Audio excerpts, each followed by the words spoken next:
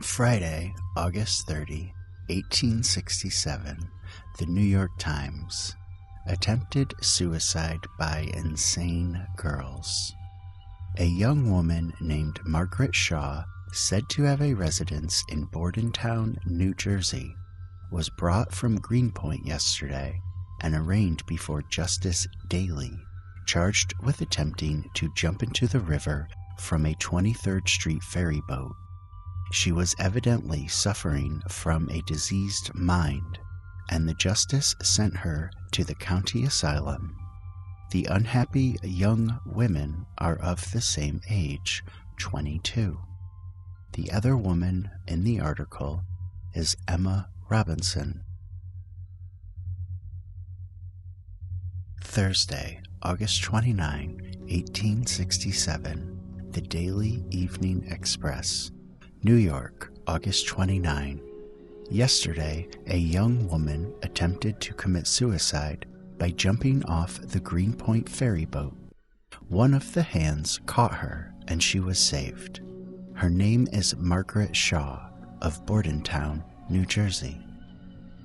Unlike with Emma Robinson, we do not know what happened with Margaret Shaw, whether the court committed her to the asylum, whether she made further attempts.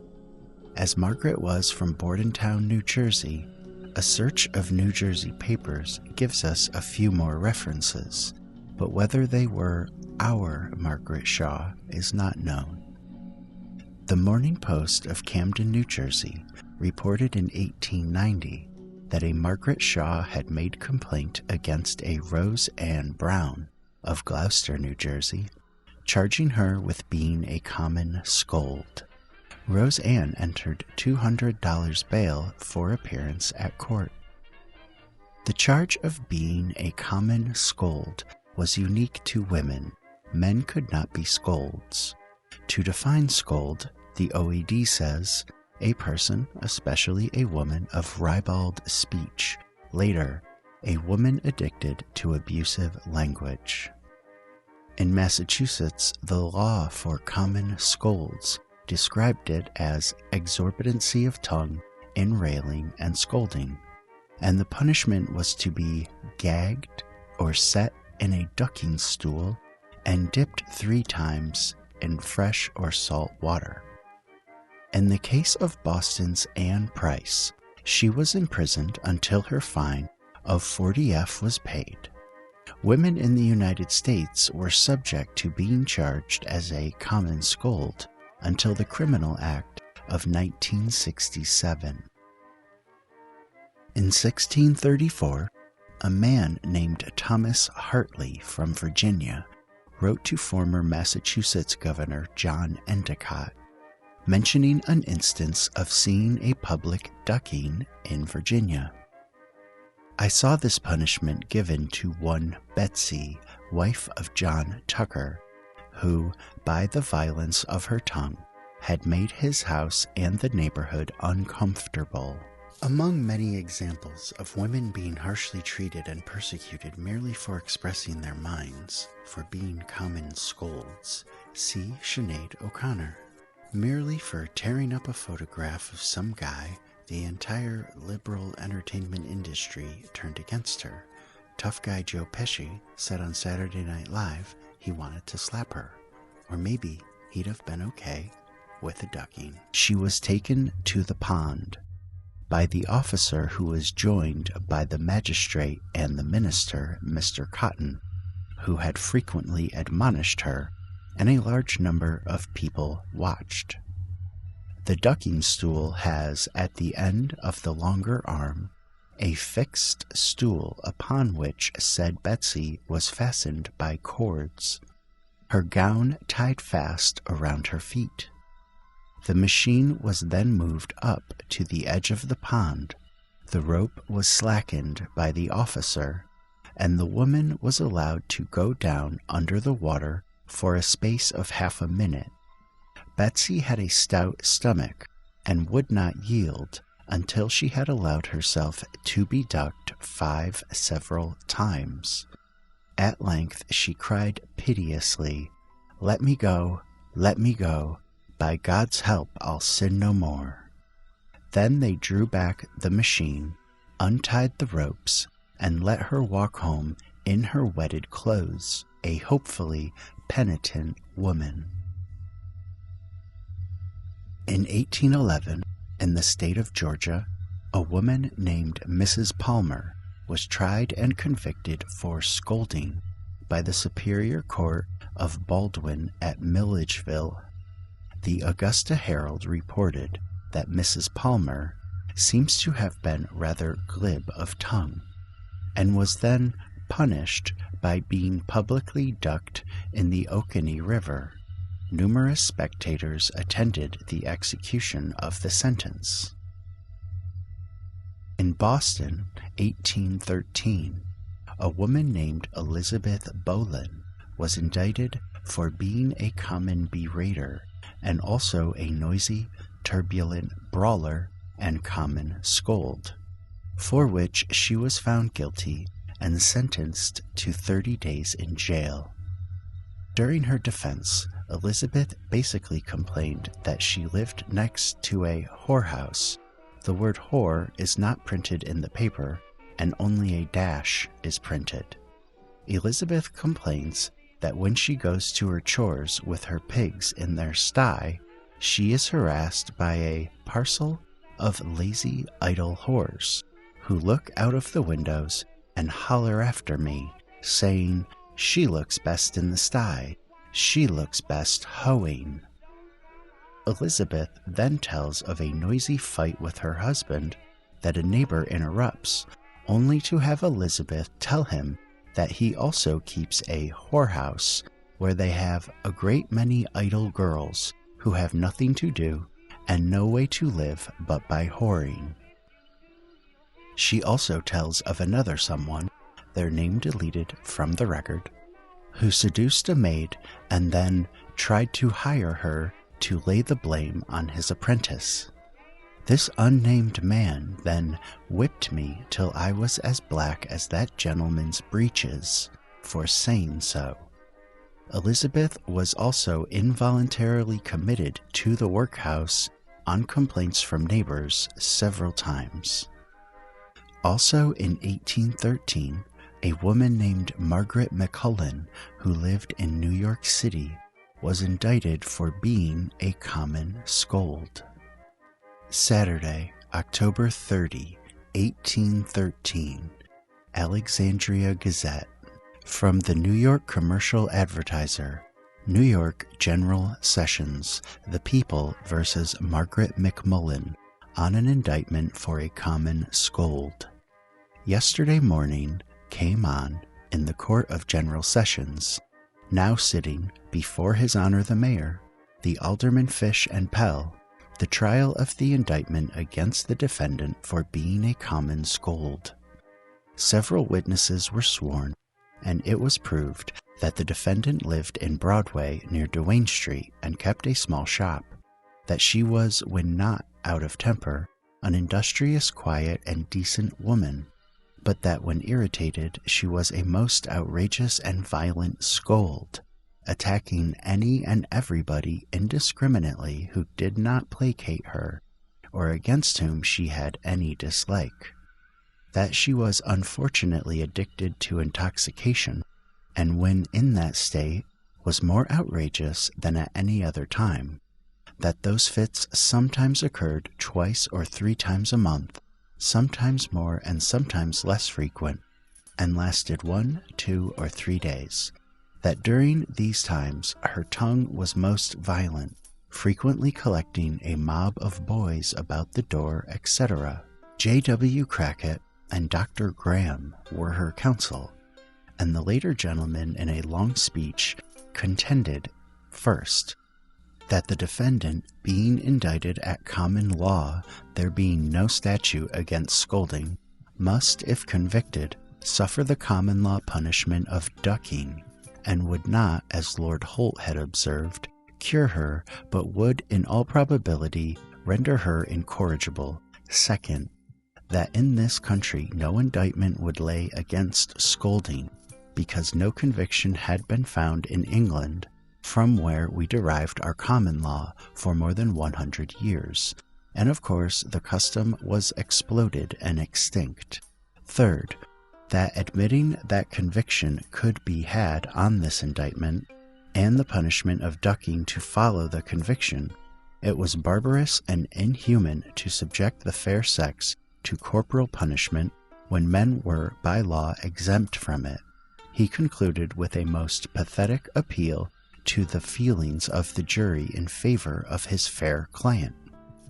Mr. Van Hook, in behalf of the district attorney, contended that at common law a scold was indictable as a nuisance, and that she might be punished with fine and imprisonment, our statute having abrogated corporal punishment, and that from the evidence he had produced, no doubt could remain of the defendant being an uncommon great scold, though she might not be a common scold within the meaning of the law.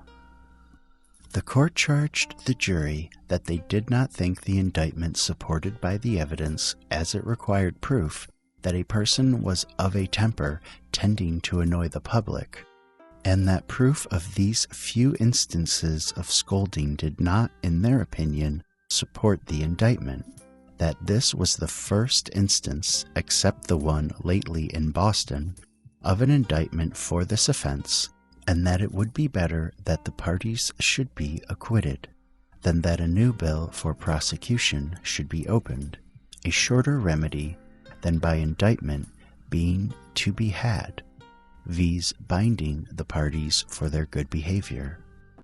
Upon the whole, the court advised an acquittal. The jury pronounced a verdict of not guilty.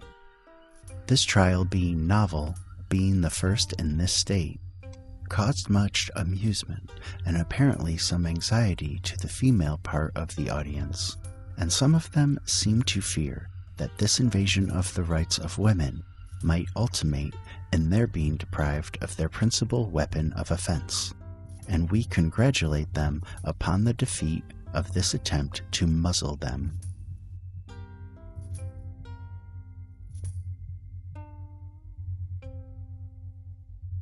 In 1816, in Baltimore, a woman named Jenny Landman was tried for being a common scold and turbulent brawler. Monday, September 9, 1816, the Vermont Journal. The State versus Landman. On Saturday last, Jane, alias Jenny Landman, spinster, was tried in the court of Oyer and Terminer for Baltimore County upon an indictment for being a common scold and turbulent brawler.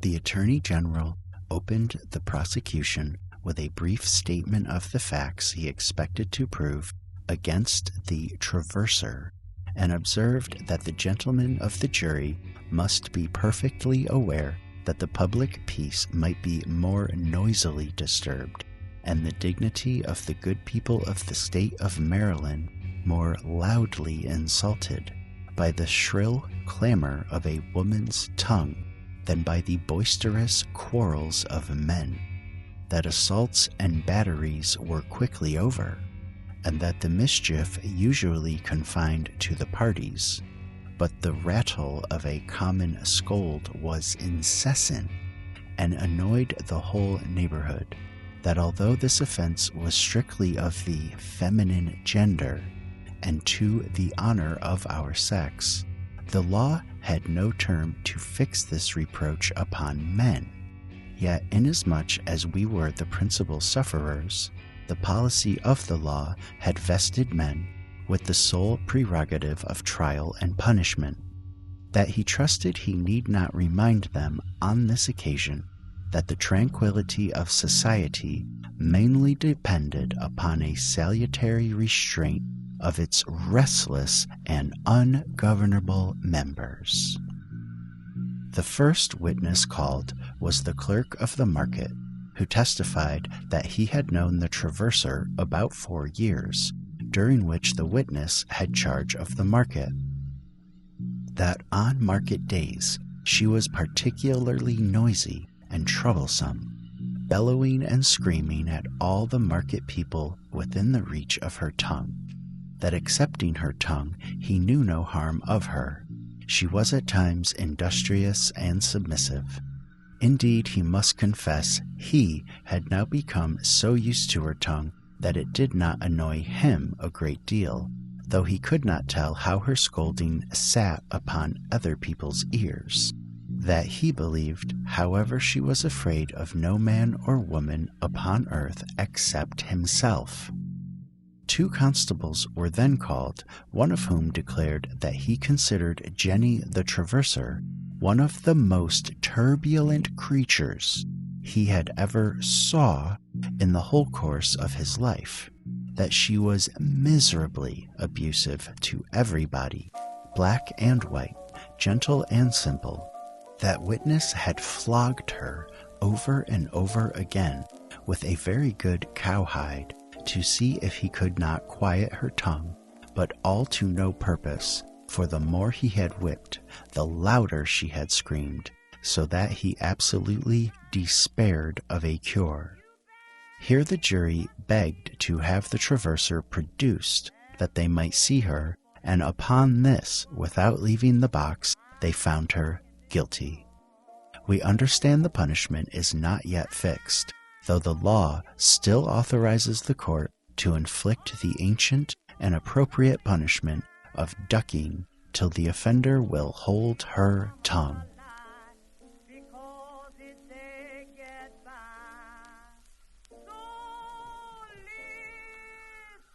In 1821, a woman named Catherine Field was tried and convicted of being a common scold in New York City. Her response was to visit the printers who had published an unflattering article about her and scold them. Then Catherine did not bother showing up for sentencing. The Washington Gazette reported that it was not deemed by the court necessary to proceed to sentence her, and the court would probably get a scolding from her if brought in again. And as it was uncertain where her scolding would end, it was thought advisable to let her go for the present, with the lesson she had already received. In November 1824, an unnamed person just referred to as an old lady was fined for being drunk and causing riot during church time. The old lady said it was very hard to be fined 5 shillings for settling an old grudge with her sister, whom she had not seen for 12 months.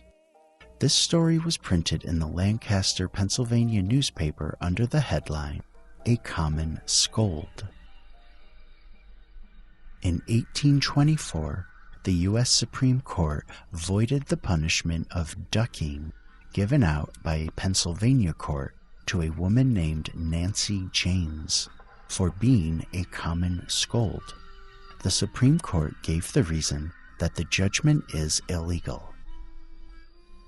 As explained by the Aurora, the judgment was reversed on the ground that no law of Pennsylvania, either statute or common, warranted the sentence. Judge Duncan considered that this inhuman and barbarous part of the English common law had become obsolete, that at all events it had never been brought to this country by our ancestors, that it was incompatible with their humane habits, as well as with the enlightened maxims of civil policy introduced into Pennsylvania by William Penn, and that even if the punishment formerly inflicted upon common scolds had ever obtained here, it had, by implication, been repealed by the general spirit of our mild penal code. The Aurora, by the way, was not just any paper, but was the publication and the voice of the Jeffersonian philosophy and the Philadelphia Democrats, who believed that the American Revolution had afforded citizens a unique historical opportunity to develop the rights of man, not only as active participants, but as virtuous individuals, as explained by Professor Carrie Archie Russell.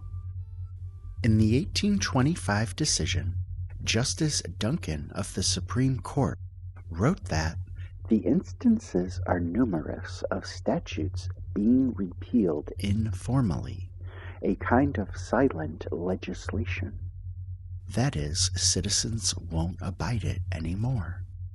And anyway, if it wasn't nullified by silent legislation, then the customary ancient punishment for ducking scolds was never adopted in Pennsylvania, and therefore is not the common law of Pennsylvania. And further, the punishment of ducking was so varied in written law as he could find it, that the punishing officer would not know what to do, whether to fix Nancy James on a stool or in a bucket, whether she is to be run into the river on wheels or to be soused into a pond from a beam or rafter.